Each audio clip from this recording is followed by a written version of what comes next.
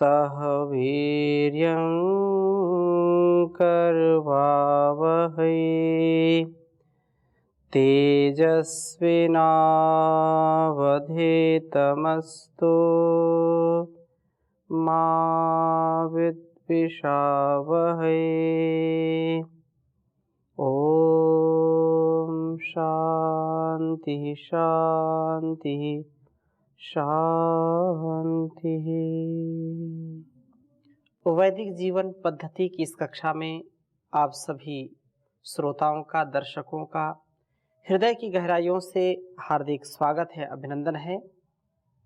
ऋग्वेद के चतुर्थ मंडल के स्वाध्याय में हम 32वें सूक्त का स्वाध्याय कर रहे थे और क्योंकि वेदो अखिलो धर्म मूलम, वेद सब सत्य विद्याओं का पुस्तक है, वेद का पढ़ना, पढ़ाना, सुनना, सुनाना तथा अपने आचरण में लाना हम सबका परम कर्तव्य है, श्रेष्ठ जनों का परम कर्तव्य है। हम इससे कभी भी विमुख ना हो। जैसा वेदों का अभिप्राय है, जैसा विधि और निषेध बताया है, वैसा ही हम अपने मन, वाणी, व्यवहार में, अपने संपूर्ण अस्तित्व में जीने का प्रयास करें तो निसंदेह हमारा जीवन अत्यंत श्लाघनीय बन जाएगा, महनीय बन जाएगा। हम सबके प्रति सच्ची निष्ठा से, सच्चे प्रेम से, करुणा से, परस्परता से, मित्रता से परिपूर्ण होंगे, क्योंकि प्रभु का जो मैत्री स्वभाव है, उस मैत्री स्वभाव में भी हमारा जीवन प्रशस्त बने। पिछली कक्षा में भी हमने थोड़ी चर्चा की थी कि प्रभु हमारे लिए सबसे बड़े मित्र हैं। हम प्रभु की उपासना करें, हम प्रभु का चिंतन मनन करें तो निसंदेह प्रभु हमको शक्तिशाली बनाएंगे। प्रभु मित्रों की जो है मित्रता, इस वेद मंत्र को मैं एक बार लिखता हूँ, थोड़ी सी और चर्चा इसमें आवश्यक है करनी। पहले वेद मंत्र लिखता हूँ, फिर करता हूँ चर्चा। ओम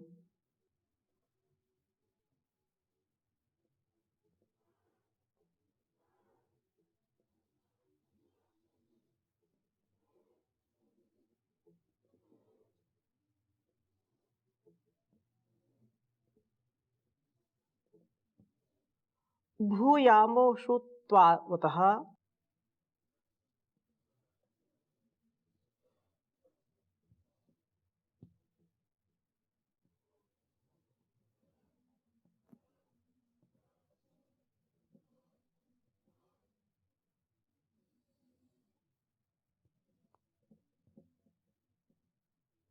भूयामो श्रुत्वावतः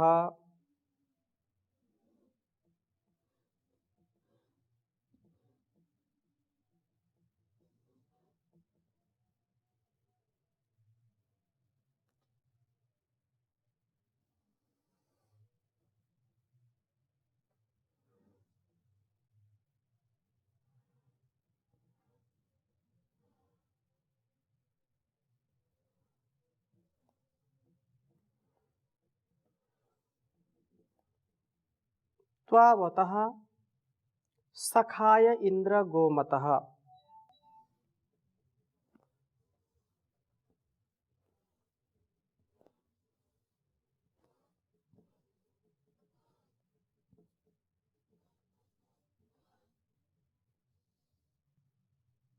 सखाय इंद्र गोमतः।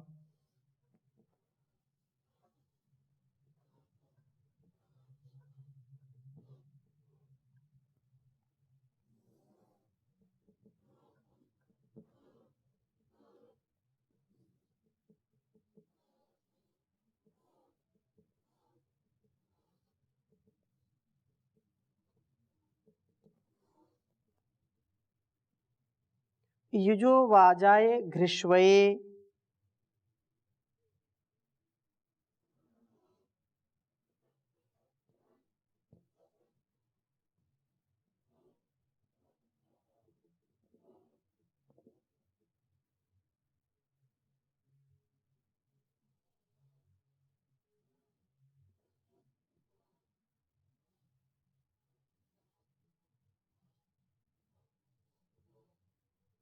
युजोवाजाय घृष्वे।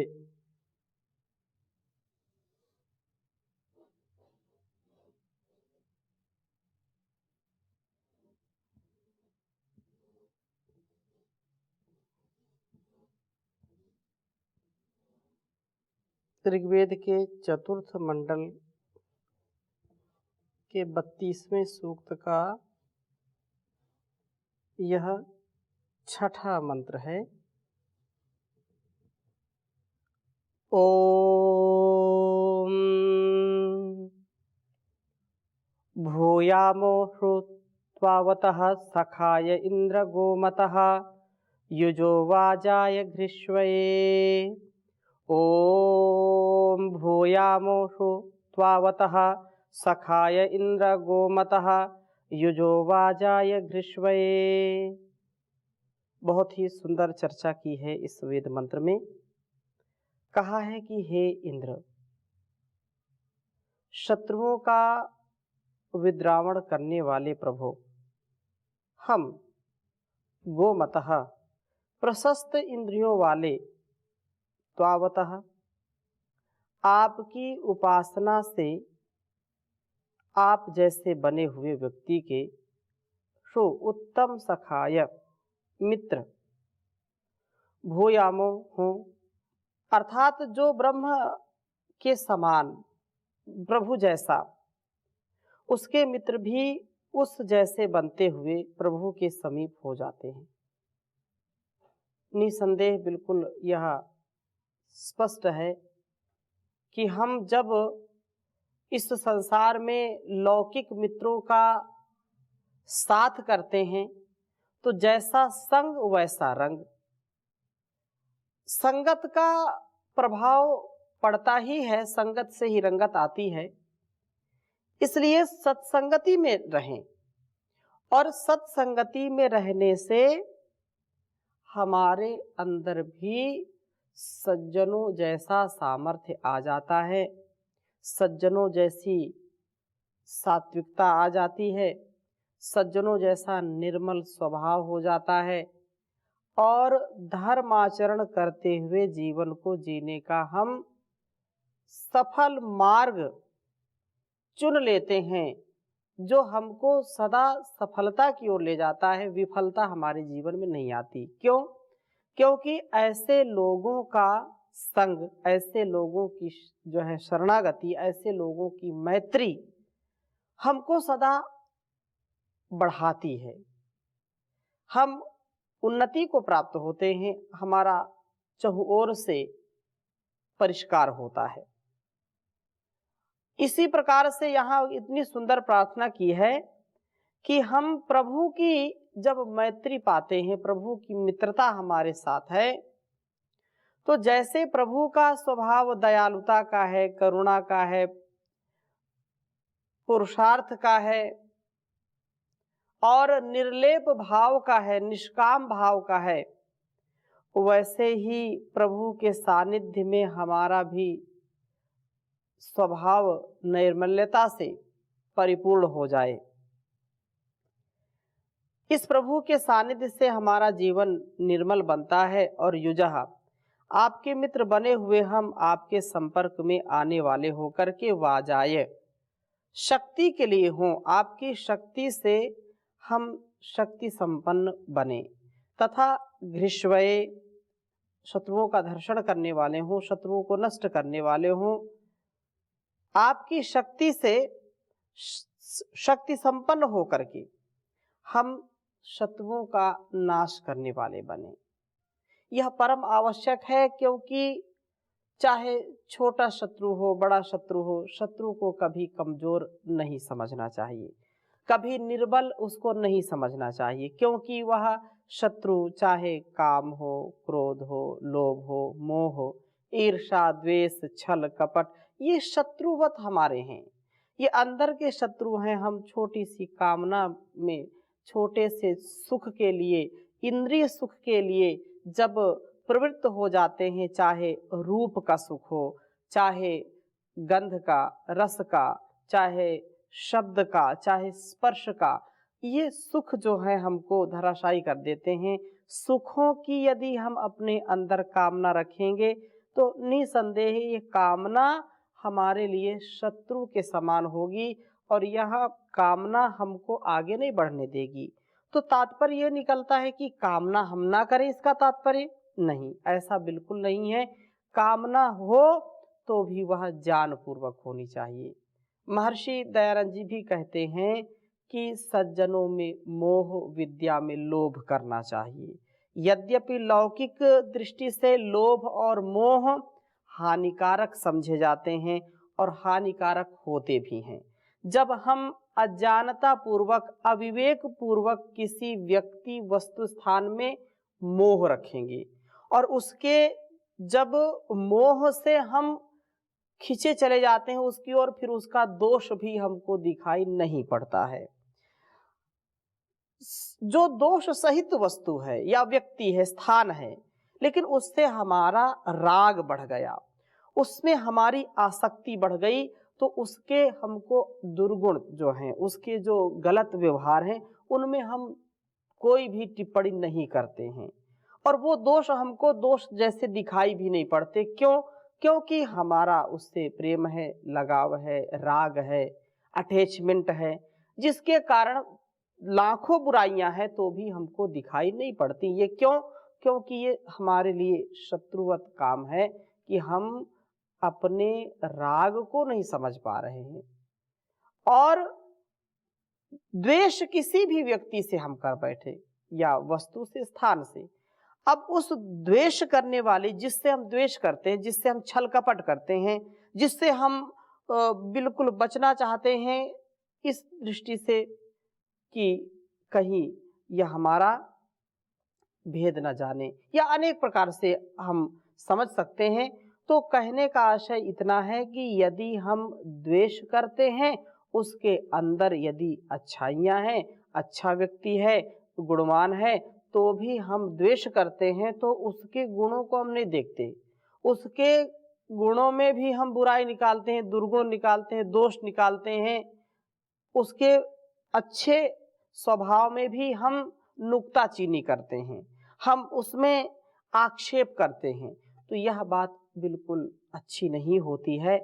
हम जो जैसा है उसको वैसा कहने का सामर्थ्य अर्जित करें, हम वैसे बने, जो हमारे शत्रु हैं उनका हम नाश करने के लिए उससे हम रस न लें कि नहीं, इससे तो मुझको राग है और इससे द्वेष है।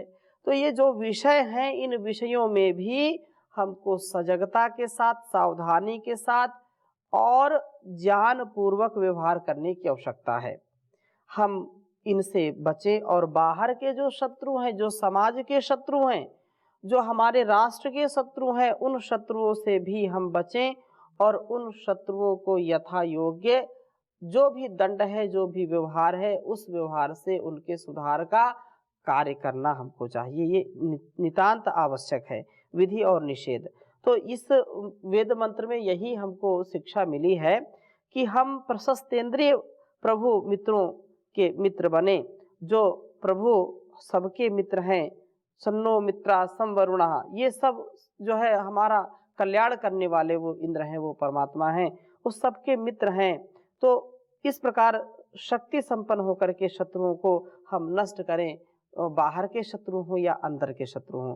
हमको सबल बनना पड़ेगा अपने जीवन और इस जगत की भलाई के लिए।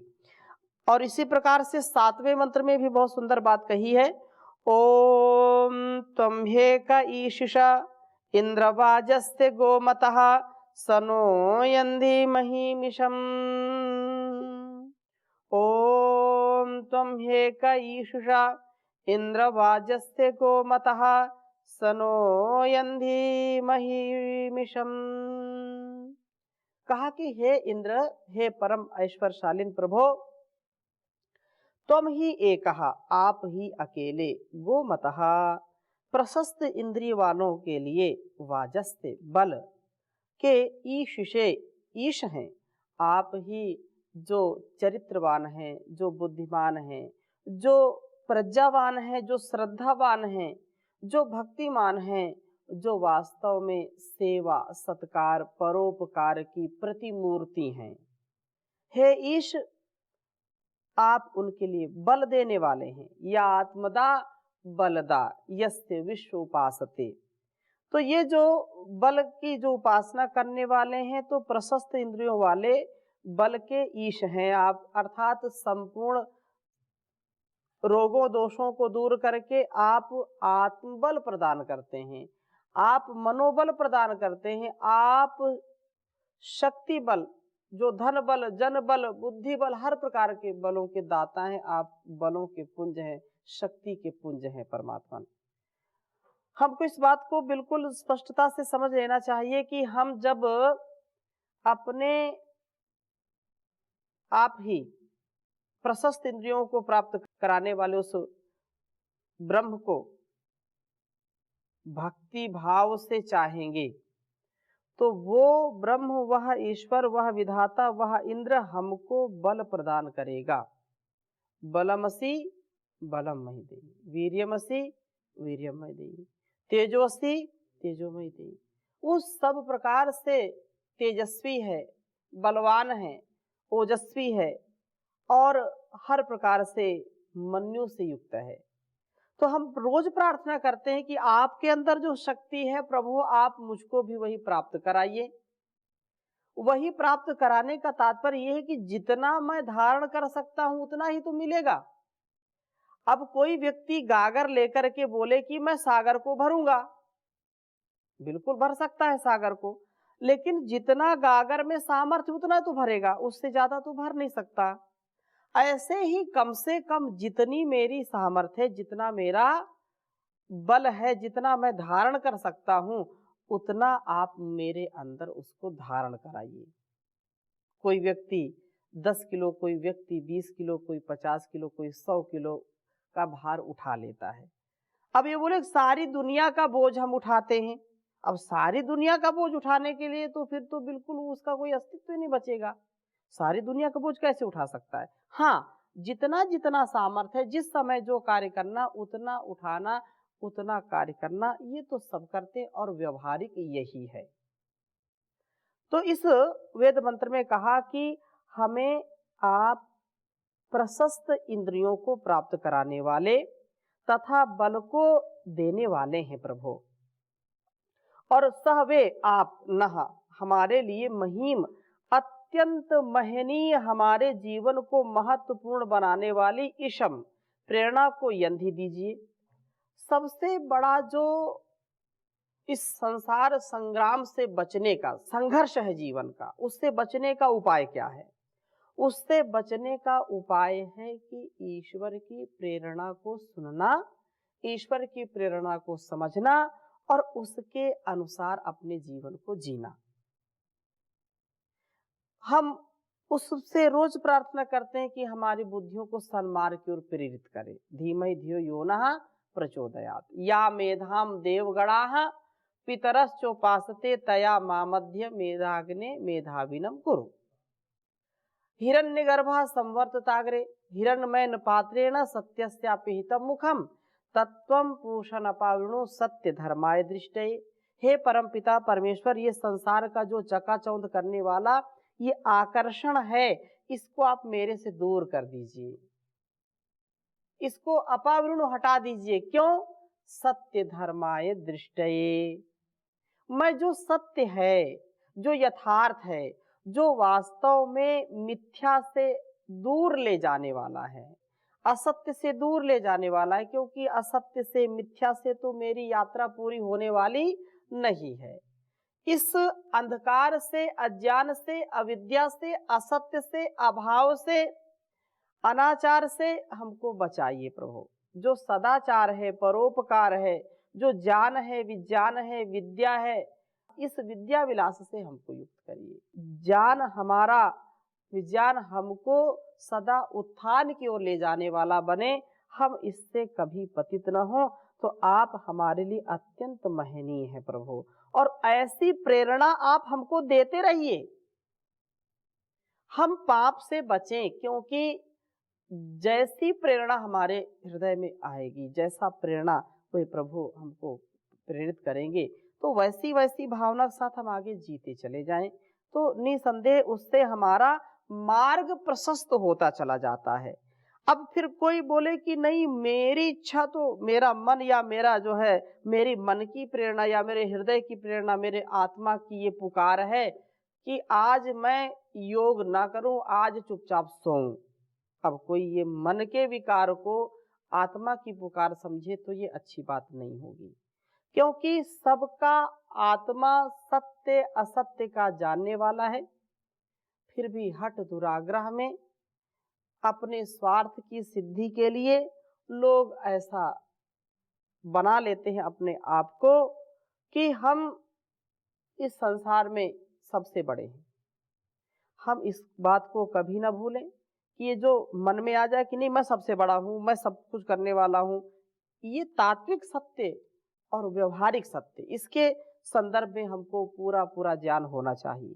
अहम ब्रह्मास्मि ये बात ठीक कह दे कोई, तत्वमसि तुम तब जो है वही हो, बिल्कुल ठीक है वही हैं, लेकिन ये वही है तो ब्रह्म सत्यम जगन मिथ्या कोई कहने लगे कि ये सारा संसार मिथ्या है, ब्रह्म ही सत्य है, तो मैं भी सत्य हूँ आप भी सत्य हैं, ये बात कैसे स्पष्ट होगी। चोर भी और साहूकार भी, न्यायाधीश भी, पुलिस भी, जेलर भी, जल्लाद भी, चोर भी, सब जब एक हैं, ब्रह्म ही सत्य, सबके अंदर वही ब्रह्म है, तो फिर न्याय व्यवस्था और जो संसार में व्यवहार होता किस आधार पर होगा।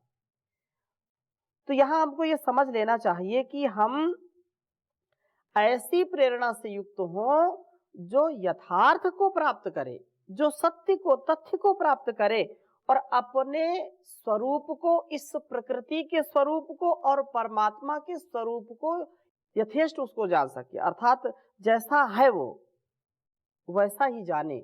ऐसी प्रेरणा कहां से मिलेगी? प्रभु से मिलेगी। सत्य धर्माय दृष्टि, ऐसा वो हमको प्रेरित करे, ऐसा वो हमको बना दे जिससे हम सत्य तथ्य तक पहुंच सकें और जीवन के उद्देश्य को हम पूरा कर सकें।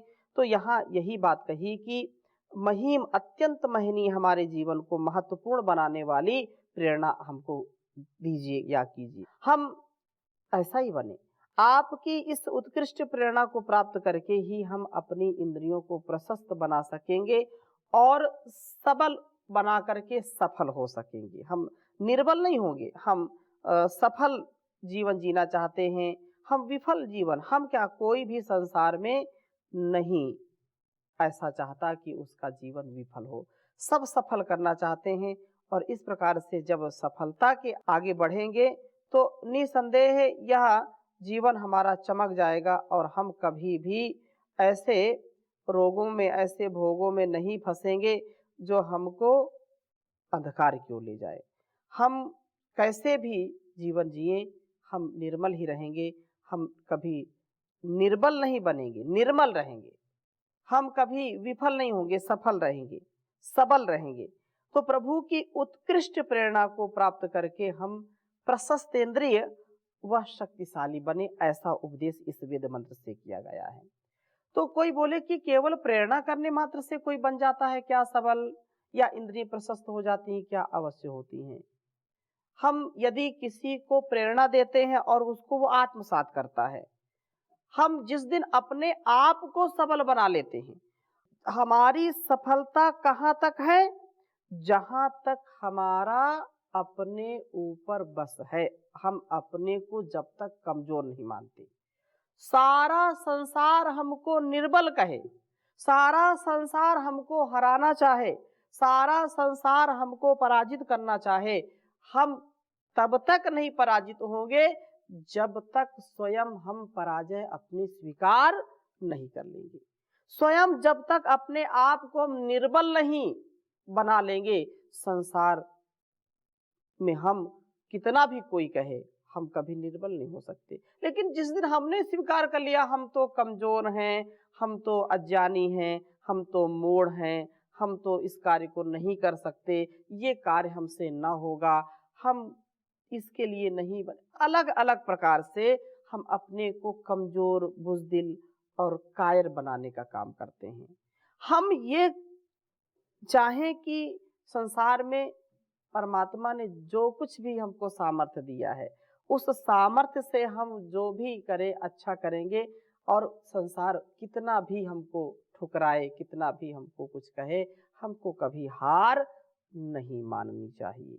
इसलिए अब सौंप दिया इस जीवन का सब भार तुम्हारे हाथों में, है जीत तुम्हारे हाथों में, नहीं हार तुम्हारे हाथों में।